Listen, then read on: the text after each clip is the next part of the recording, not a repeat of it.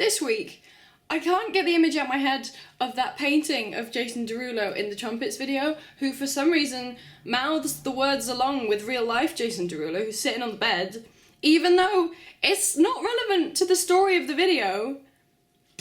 Why does he do that? It must have taken them so much extra time. Oh yeah, you're right. How's it going? How's the kids?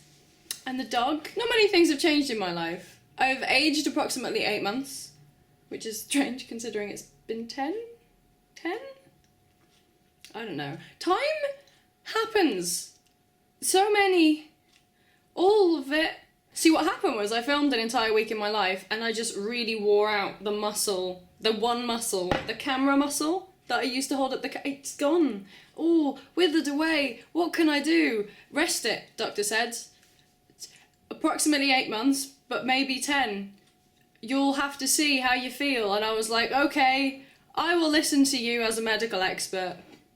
So I did. It's smart, guys. It's smart thinking. You've got to look after your body. Eat your greens. Rest the parts. Rest the parts, guys.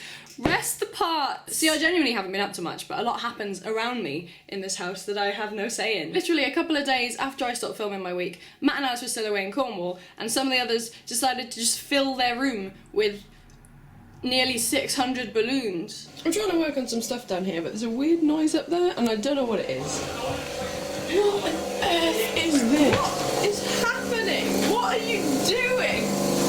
Oh, I see. Hi, guys. Why wasn't I invited to the party? Nobody was invited, everyone just turned up. Why are they still doing this?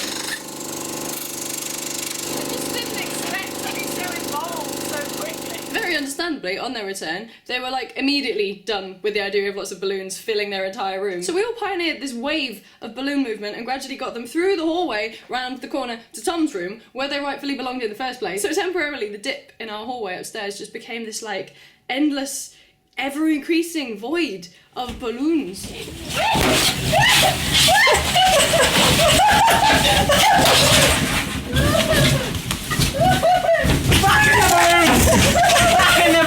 Where's Kim gone? I don't know. Maybe we should put balloons on top of the file to find out. Well, Tom, we'll never find her that way. I'll go get the knife and start popping balloons. Tom's room. It's Tom's room.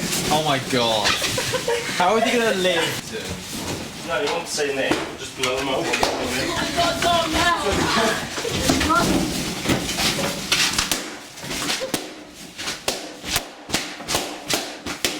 And when the balloons reach Tom's room, you're like, oh, haha, this is funny. He's gonna have to spend a long time popping them.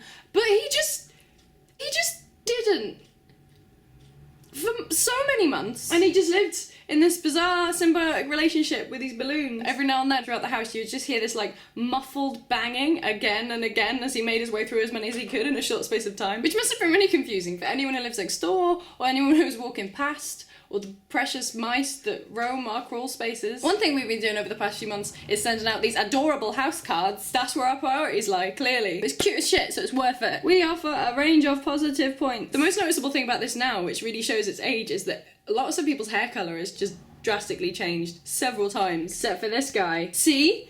I'm reliable in some ways, and like, I'd probably be like a good getaway driver or something if you gave me time 30 minutes before you actually needed me as a getaway driver. But I'd get you away. Look at these cuties. Look at them. Just after we'd started sending those out, me and Adam were talking about this show called Hunted on Channel 4, which was this reality show type thing where people had to disappear for like a month while being tracked by people who like tracked down fugitives and suspected terrorists and stuff. So obviously one of the first things the police did when they started looking for them was they'd like come to the person's home, search it, try and grab their phone or email address or whatever to see if they could find any messages that might hint to where they'd gone. Me and Adam were in the kitchen talking about it and we were like, I would be so good at this. I would like totally own this. So I was like, okay, I'm gonna run around the corner, I'm gonna ring this person off a payphone and I get myself to London because I have loads of friends who live in London. But then, because we had wanted to be adorable, the past like 30 messages on my phone were just from every single friend I had with their entire address and postcode. So, plan B, guys, plan B. It's fine. I can make new friends.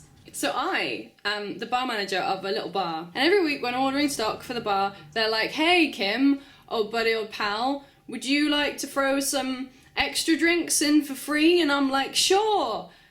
You're damn right I will. And they're like, why can't you use words properly? Who put you in charge? And I'm like, I don't know, please don't tell anyone. Sometimes that free stuff is like extra stock, like big optics bottles or beer crates, but sometimes it's fun little free gifts of the brand you're buying. And about a year ago, one of the things I was ordering was Malibu, and it was like, hey Kim, my guy, would you like several coconut cups with that order? And I was like, do you even have to ask, Malibu?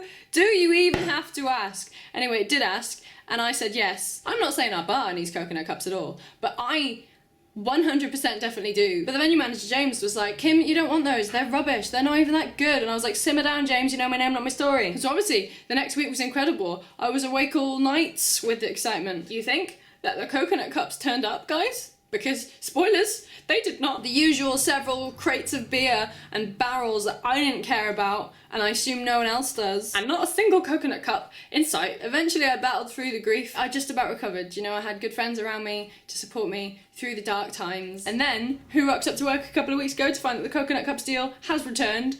This guy. And once again, little James is like, mate, you're gonna be disappointed. But this time, a week later, with the delivery,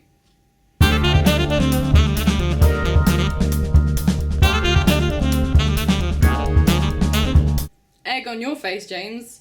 The longest of eggs. And once again, the moral of the story is, and always is, follow your dreams, kids. Also, I don't get any Wi-Fi signal in this room because it's a converted garage, so it's like a Faraday cage. So I decided, obviously, the best thing to do was to buy a 20-metre long Ethernet cable and wire it through the walls and the ceilings of the house to get to here, which I managed to do with the very generous help of Alice and Liv. But as preparation, I was making my way through the living room to see where the other cables went because we've got a breakfast bar in the middle of the room. And as I was making my way along the wall, I realised that one of the things that they threaded into was like a cupboard that I didn't realise was a cupboard before. I thought it was just like solid wood. A cupboard, you say, Kim? What could possibly be lurking in a large cupboard that you didn't know existed before that moment?